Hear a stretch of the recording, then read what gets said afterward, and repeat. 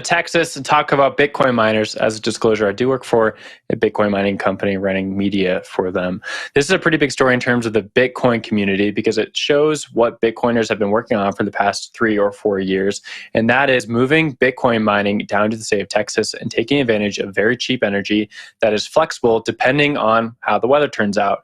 When it's really cold or really hot, Bitcoin miners turn off. When it's really nice outside, Bitcoin miners turn back on. And it's supposed to be a great symbiotic relationship between Bitcoin miners and the energy grid. What we saw this last week during this huge winter storm that hit most of North America was that it played out pretty favorably. A lot of Bitcoin miners decided to turn off because the price of energy was higher than the minting price of Bitcoin. And so they just went idle. And then that energy went elsewhere to different parts of the grid, like hospitals or homes that needed that energy during this huge winter storm. Not all roses, though. There's some things to think about, including the security of the Bitcoin network itself, which dipped during this period if you think about it in terms of exahashes.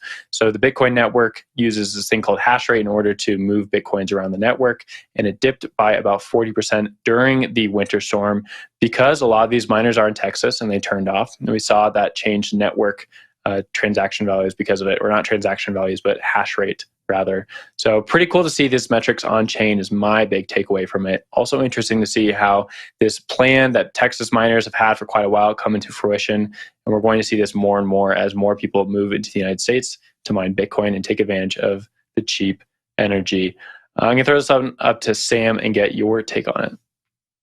Yeah, so I think it's fun when I come on the hash because this is when I'm confronted with Bitcoin things as the resident Ethereum and such reporter.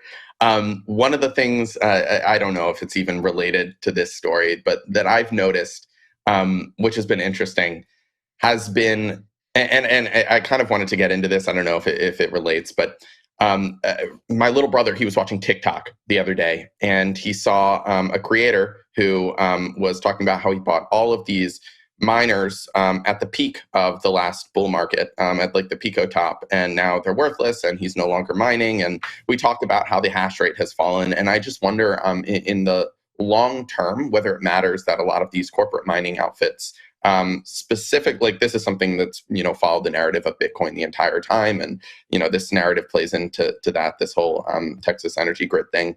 But I wonder if, as the price of Bitcoin has plummeted, the lack of individual miners, has that actually had a role on the security of the network, like when the hash rate falls, like you mentioned? Will, maybe this is a question for you or for somebody else here, but sorry for the non sequitur. Yeah, I can pick it up for sure. Even just to correct myself a little bit, it depends on how you think about network security for Bitcoin itself. So hash rate is a measurement of how many hashes are dedicated towards the network by individual miners. And these miners do a few different jobs. Mostly they move around Bitcoin on behalf of other people. And there's also this notion that they provide security for the network. I mean, if you've heard Michael Saylor is a big Bitcoin proponent, he calls these like cyber hornets, right? There's like a wall of energy, a wall of cryptographic energies protecting the network.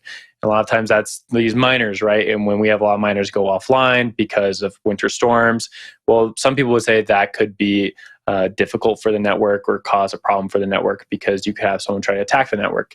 In reality, however, like the ideas behind Bitcoin and how it functions, it makes it pretty difficult to attack it at all using some sort of 51% scheme. And yes, there's a lot of buzzwords, and definitely go read up on it more if you're interested in the story.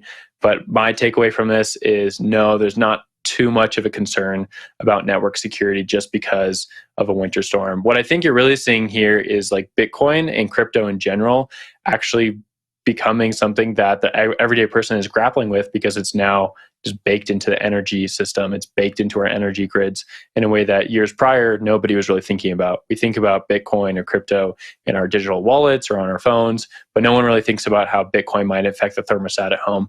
And now it's actually becoming a reality because miners are moving into these cheap energy grids. Wendy, I'm going to throw the story over to you and get your take on it. I, as somebody that likes to trade Bitcoin mining economics is always very fascinating towards me because it does impact price directly, in my personal opinion. I think everybody should know the basics of Bitcoin mining. But this is actually something that I didn't think about because I'm a little bit, I live in California, so we have really great weather here. It was like 70 degrees all weekend. So we didn't have to deal with any energy problems. So I'm curious to see how this is going to impact Bitcoin later on, as far as the security goes and price wise, et cetera.